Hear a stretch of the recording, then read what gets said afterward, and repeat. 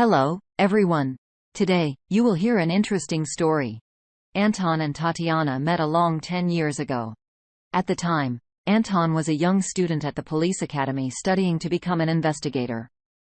Yes, studying was hard, but Anton did not lose optimism. Tatiana studied at the conservatory. She had been fond of singing since she was a child and often performed at school events, so she decided to pursue her singing career. Tatiana came by chance to the cafe. On that day, she had some problems with one of her classes, and she needed to think about what to do next. Anton showed up at the cafe, also not from the good life. He had just smacked his mate for molesting a lady of his age on the street, and now Anton was worried, so that number one complained to the boss. The police academy was supposed to expel the one who had put up a fight between mates. And so in that cafe Anton saw a thoughtful lady, a student judging by her age. Anton approached her, said hello, asked her sympathetically, "You're in trouble, aren't you?" "Trouble?" The student sighed. "I'm Anton Marcus, a future investigator." The student smiled embarrassedly, said, "And I'm Tatiana Levin, a future singer," and she recounted how she became one. "Yeah," Anton said, shaking his head, "and I've always dreamed of solving cases. Since I was a kid, I read detective stories, and even at school, I was always exposing delinquents." Tatiana looked at him with surprise and with a sort of condemnation. Anton lowered his eyes, a little embarrassed, but said firmly, "Yes, you do not think anything bad. I did not complain about them to the teachers. You understand, I did not need to be branded a snitch." Tatiana's look seemed to have changed. Now she just listened to Anton with interest. And so the conversation went that day, and each of them understood something was going to happen. Something good. Anton and Tatiana exchanged phone numbers and began dating ever since. Because they were the same age and studied at the same course, but in different educational institutions. The graduation was about the same time, though Tatiana's was a few days earlier than Anton's. When all the ceremonies were over, when Anton finally got a job as an investigator, when it became clear that Tatiana would become the lead singer of the Central Opera House, then the future spouses decided to get married. From then on, it was on. She performed on stage. He investigated various cases. Anton proved himself to be a good investigator. He was given a good salary and a company car. In general, life went like clockwork. Tatiana was also doing well. She performed, gathering a full house of admirers. She also received a lot of money. At first, Anton strained the huge number of fans of his wife, but Tatiana once said, "Honey, do not worry. These people will not do anything to our marriage. I love you and only you," and she kissed Anton on the cheek. Anton instantly calmed down, smiled sweetly, hugged Tatiana. "Okay. Let's forget it," he said for reassurance. And again, calm, peaceful life. Anton came to terms with the sheer number of admirers of Tatiana and stopped responding to them. This went on for several years. Anton was sometimes not in a good mood that he could not attend premieres where his wife was performing. Sometimes he would come just in time for the banquet, apologized, gave Tatiana flowers, and politely declining invitations to sit at the table, he went home. Once he was similarly late for the premiere, just a little, just 5 minutes. Anton got upset and rushed straight into the dressing room. "Hey, where are you going?" the guard called him angrily. "To my wife." "After all these years, you should have remembered that by now." The guard shouted something more, but Anton could not hear him anymore. He really wanted to catch his wife in the dressing room, as her exit was not the first in line. Alas, he did not catch his wife. However, the trained eye of the investigator at once caught one detail: a strange, chaotic arrangement of bottles with nail polish and other goodies.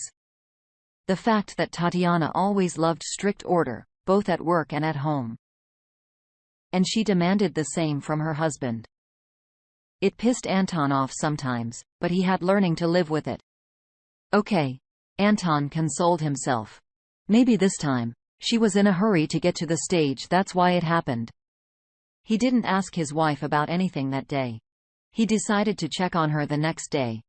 The next day in the dressing room, all the bottles were displayed in the usual order. Tatiana. Once again, Anton was reassured. Then he noticed a few more times a little disorder in the dressing room, but did not pay much attention to it because he understood Tatiana was in hurry to perform, and therefore could not always keep track of things. And never once did it bother him that Tatiana in some conversations began to avert his eyes. Another incident turned everything upside down in Anton's life. One day, he was passing the Central Opera House in his company car and stopped at a traffic light. The red light here was always on for quite a long time, and Anton started looking at the wide car park in front of a theater. Suddenly 2 people appeared on the huge porch of the establishment. Anton recognized his wife at once, but what the other type was, Anton had to think back. "Where have I seen you? You bastard," Anton thought. And he remembered it was the chief conductor in this theater. "And what the hell are you doing with my wife?" the investigator barked in his mind. What happened next finally enraged Anton. Chief conductor led Tatiana to a huge black Mercedes with a personal driver. Opened the door and Tatiana sat down. Then the conductor got in. And then already in the car on the back seat, they hugged each other. It probably even kissed a hickey. "So that's who was in your dressing room," Anton guessed belatedly. He was the one who left the mess. At that moment, another car honked from behind. Anton realized the light was on green. "Well, here's a sudden case for me," Anton thought, not happy at all. What it was, he could not yet understand.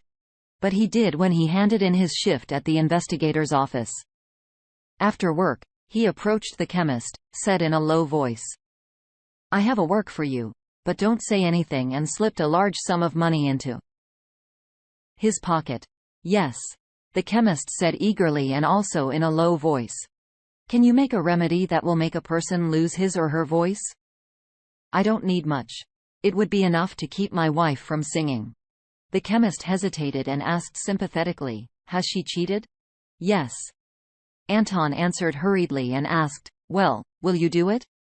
"I'll give you more money later." "I'll do it," said the chemist. "Wait here if you want." So Anton waited. He waited for a long time, several hours. And all the time his mind was spinning with thoughts, including some very insidious ones. In fact, at the moment Anton was more ruled by emotions than by common sense. Anton already regretted 100 times that he had not jumped out of his car at once and punched this chief conductor in the face. "All right, take it easy," Anton reassured himself and retreated for a while to his office. There he made a request to be provided with CCTV footage from that day. Fortunately, these cameras around the city are a dime a dozen. He wanted to find out where the chief conductor had taken Tatiana. Fortunately, he remembered the number plate of Mercedes. And Anton began to look long and hard to see where the car had gone. "Anton, I did what you asked," said the chemist, opening the door to the office.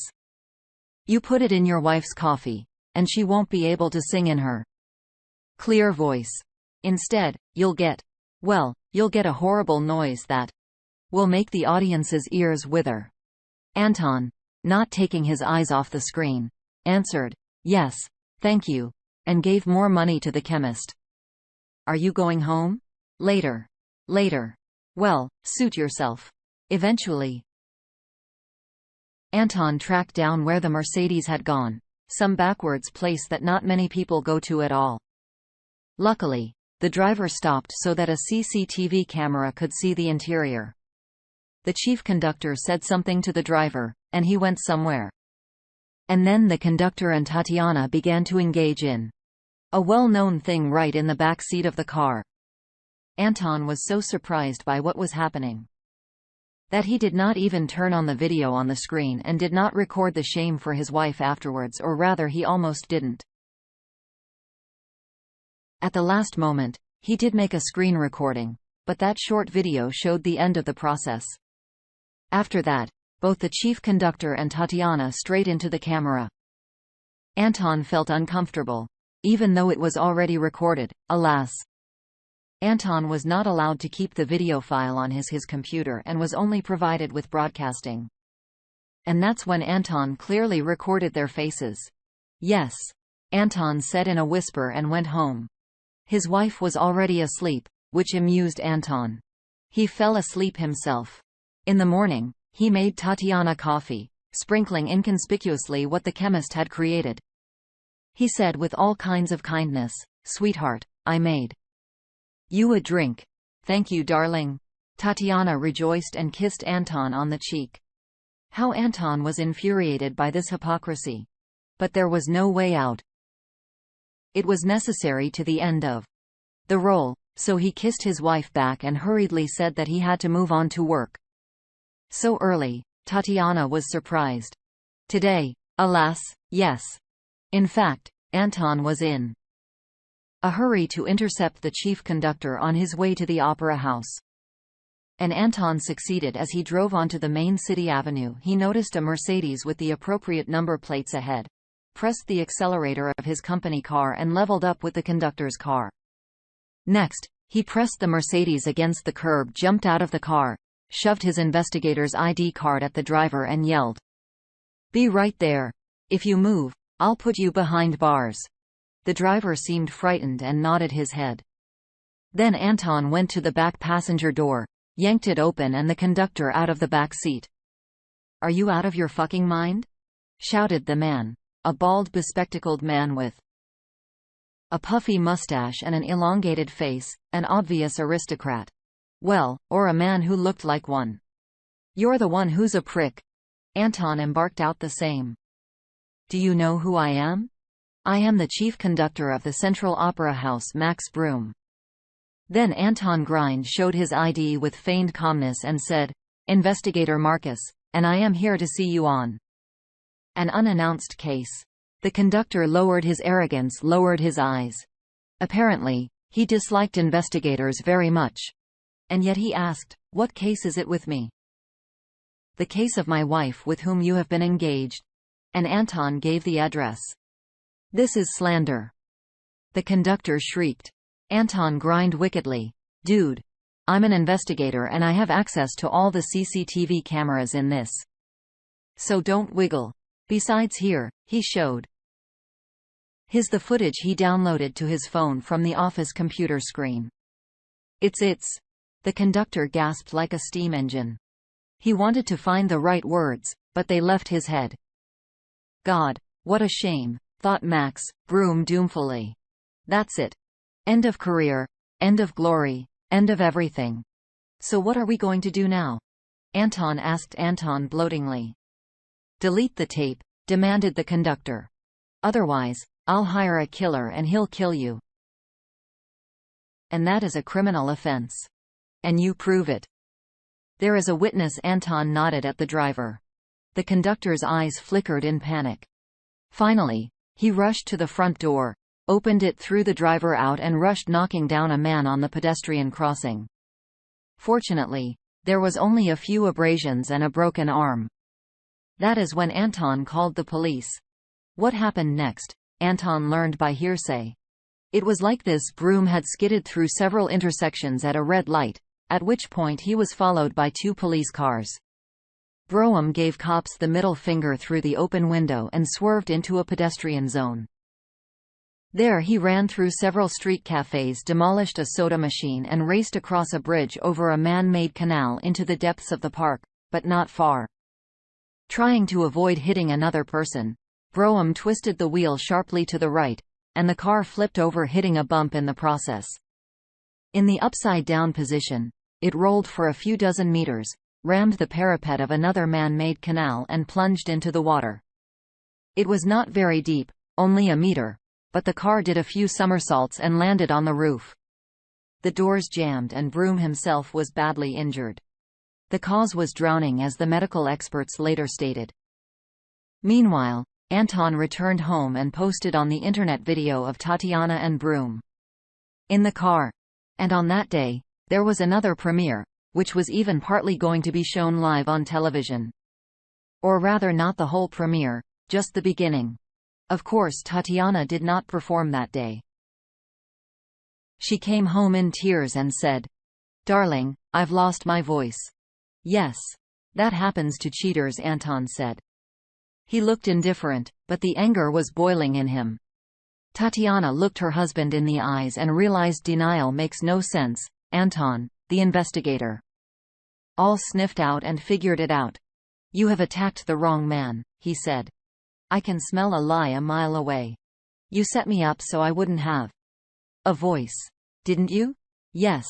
I did. And I'm afraid it's permanent." "You bastard." Tatiana screamed and slapped him across the face. Anton took the slap. Said coolly, "Get out of here before the journalists came." What have they forgotten here? Tatiana did not understand. "Look." Anton showed the video posted on the internet. Adultery. Tatiana slapped Anton in the face and left the house. The day she spent in the city park, hid there from my witnesses and learned of the death of Broom. Then she spent the night in the basement of some house, and the next day, she learned that she was fired and, dishonorably. Now no theater could hire her with such a record. And the cheating video kept collecting views, likes, and comments.